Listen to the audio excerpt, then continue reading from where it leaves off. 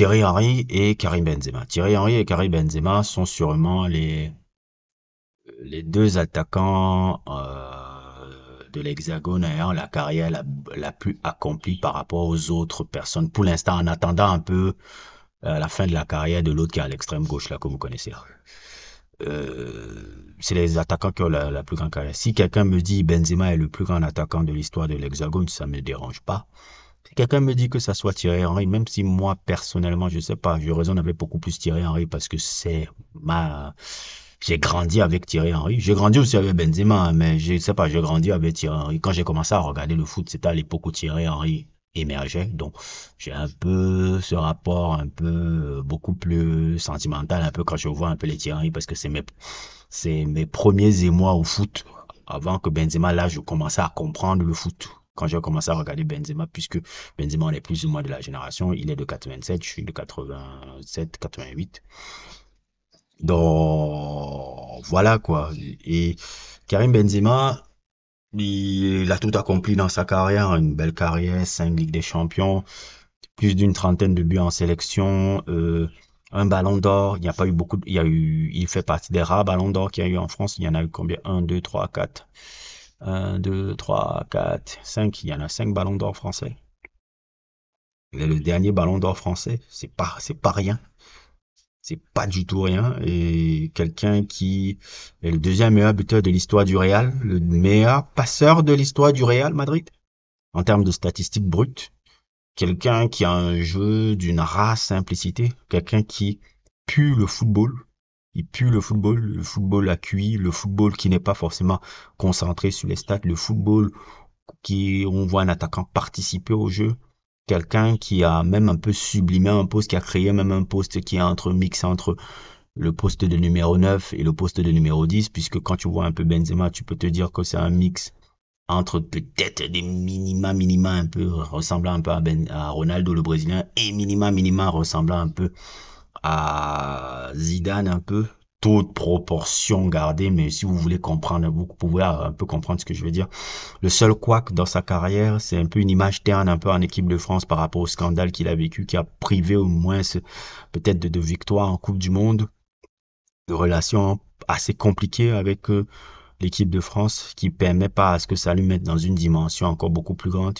Je pense toujours que Benzema fait partie des 10 plus grands joueurs français de tous les temps. Quand je dis 10 plus grands joueurs français, c'est par rapport à ce qui fait que je le mets dans le 10 global, c'est le fait qu'il n'a pas eu d'accomplissement. Voilà, il y a une Ligue des Nations, il y a le truc, mais il y a trop de rapports contrastés avec l'équipe de France que ça le range un peu dans la catégorie un peu de ce genre de grands champions à la Ginola, à la Cantona, qui ont eu de grandes carrières en club et des carrières assez mitigées un peu en équipe de France. C'est tout que sinon il mériterait par exemple Benzema, je dis, hein, si la France gagne la Coupe du Monde 2022 et qu'il est peut-être parmi les meilleurs joueurs de l'équipe et le meilleur footballeur, le meilleur joueur de l'équipe en 2022, quelqu'un me dit que Benzema est le meilleur joueur français de tous les temps, ça me dérangerait pas du tout, hein. Oui, il aurait carrément, on pourrait dire, ah ouais, les faits sont là et tout. Et il manquait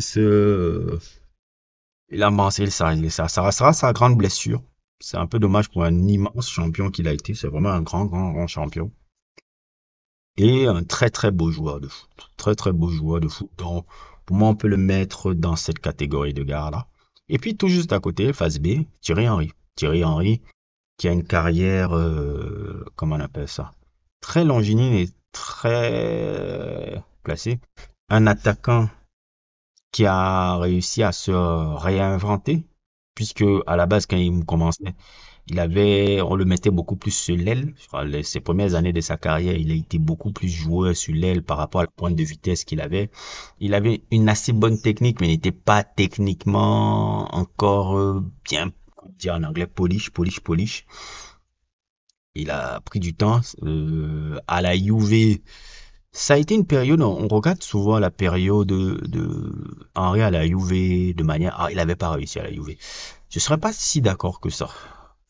À la Juve, il jouait sur le côté gauche, et il était pas si mal sur le côté gauche là. Il remplaçait un peu Del Piero qui était blessé toute cette saison-là. La Juve n'était pas forcément à son grand fort parce que je pense que la Juve était dans les cinquième, sixième places à l'époque. Et c'était pas truc. Il était venu un peu en dents de sien au Mercato, si je me trompe pas, Mercato 99. Et sa période à la Juve, il était truc. Il y a ce match à la Lazio, là, contre la Lazio, là, où il avait marqué un doublé, là, où il était incroyable sur le côté. Il dérangeait beaucoup les défenses italiennes quand il était à la Juve sur le côté gauche. Je pense que s'il avait resté à la Juve, il aurait réussi à la Juve, mais il ne serait pas devenu le joueur qu'on connaît. Vu, pas forcément parmi les meilleurs attaquants, mais il serait un super joueur. Il y a un gars qui aurait une très belle carrière à la Juve.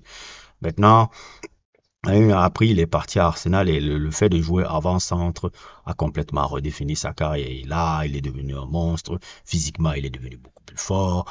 Euh, euh, Là, il a fait un gros travail sur le but. Je me rappelle qu'à l'époque, il regardait beaucoup les vidéos sur Ian Wright. Ian Wright a été très très très très important aussi dans la construction du truc parce que Ian Wright, il a beaucoup cherché à s'inspirer de Ian Wright, qui était l'ancien meilleur buteur de l'histoire d'Arsenal. Très très beau joueur du football anglais, un buteur à l'ancienne qui malheureusement a un rapport un peu contrasté un peu avec l'équipe nationale. Et c'est quelqu'un qui n'est pas mis à sa juste valeur par rapport à l'immense joueur qu'il a été pour le championnat anglais, Ian Wright. Et Henry a beaucoup étudié Ian Wright pour devenir le buteur qu'il est. Et après, il est devenu un joueur incroyable dans les années 2000. Dans les années 2000, le Henry des années 2000, surtout, je pense, surtout la période entre 2003 et 2006. Je pense que le Henry le plus impressionnant, c'est le Henry de 2003, plus que celui de 2006. De 2003, je sais pas, c'est l'année où il est meilleur buteur et meilleur passeur du championnat. On néglige beaucoup, souvent, le côté Henry. On dit que souvent, il y a un commentaire de King Hagler, là.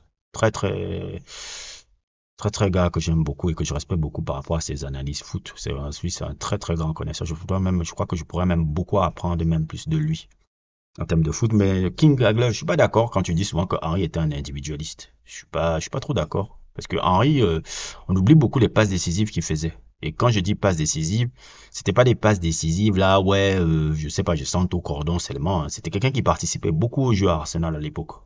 Il participait beaucoup à jouer à Arsenal, il n'était jamais à la surface de réparation. Participer au jeu, truc. Je pense qu'un peu culturellement, tu as un problème un peu parce que le gars avait un côté un peu beaucoup assumé sur le côté un peu américain. Je vois un peu ce qui agace un peu sur le personnage, un peu. Ce côté un peu, c'est un peu la génération, la Anelka et autres, et tout, qui a amené un peu la culture américaine. Un peu en France, je vois. Zidane même l'appelait l'américain. C'est comme ça que Zidane l'appelait même souvent. Je vois un peu ce qui peut t'agacer un peu sur le personnage là, je comprends. Mais Henry n'en reste pas moins vraiment un véritable amoureux du ballon. C'est toujours agréable d'entendre ses analyses foot, même à l'époque où on ne travaillait pas à CBS. Je trouvais toujours que c'est dommage que Henry ne parle pas beaucoup de foot aux médias. À l'époque, où il s'était fermé avec les médias, à l'époque là, c'était quelqu'un qui s'était fermé avec les médias, surtout les médias français. On arrive à voir un peu un autre Henry depuis qu'il a arrêté sa carrière, qui est beaucoup plus ouvert et beaucoup plus truc, et on découvre autre chose. Et c'est ça qui m'a souvent parlé, parce que les rares interviews que j'avais vues à France Football, j'ai dit, mais c'est les belles, c'est beau de voir un joueur de football comme ça, là, qui est passionné par le ballon, qui comprend le jeu, le sport qu'il pratique.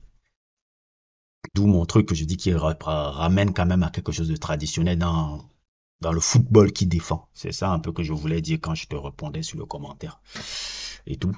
Même si son style était un peu différent de trucs, mais c'était un incroyable passeur. Incroyable passeur. On oublie le côté passeur de Thierry.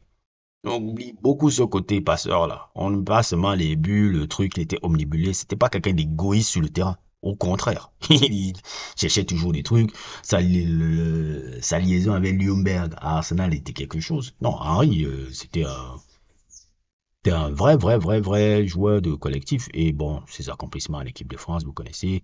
Coupe du Monde 98, il est plus ou moins un truc. Sa meilleure performance en équipe nationale, c'est l'Euro 2000, je pense. Et j'ai même envie de dire, le match contre l'Italie en finale, il est le meilleur joueur. Il est le meilleur joueur. À l'Euro 2000, le match contre l'Italie, le meilleur joueur. Zidane ne fait pas une grande finale. Il y a Albertini qui était sur le terrain, qui lui met fameux Zidane. Et celui qui arrivait à décanter le truc, c'était Thierry Henry. C'était lui qui créait les occasions. Allez voir ce qu'il fait Henry fait à Nesta et à Cannavaro et à Maldini dans ce match-là. On n'a pas on allait revoir cette défense italienne. Et les mecs à qui il fait ça, c'est pas la petite bière, c'est peut-être même parmi les meilleurs défenseurs de l'histoire du foot. Nesta, Cannavaro a mangé devant Henry dans l'Euro 2000, à la finale de l'Euro 2000, là. Il a été incroyable à la finale de l'Euro 2000. On oublie beaucoup d'en parler comme ça. Bref, en termes d'accomplissement, un immense joueur de l'histoire du football. Et avec Benzema, peut-être les attaquants qui ont le plus accompli dans l'histoire du foot et parmi les meilleurs joueurs de l'histoire du foot français. Maintenant, c'est face A, face B, c'est à chacun qui choisit. Moi, je tendrais beaucoup plus Henry parce qu'il y a des accomplissements grands dans les grandes compétitions internationales. Là où Benzema, il y en a pas vraiment. Il y a une Ligue des Nations, mais c'est pas la même dimension que nos Coupes du Monde et l'Euro et tout. Henry, il y a quand même la Coupe du Monde 2006, il y a la Coupe du Monde 98. Le joueur de la compétition de l'Euro et tout, et sa finale incroyable contre l'Italie. Même s'il ne marque pas, même si le truc, il est incroyable cette finale-là. Cette finale-là, c'est le meilleur joueur français. Donc Thierry Henry, truc.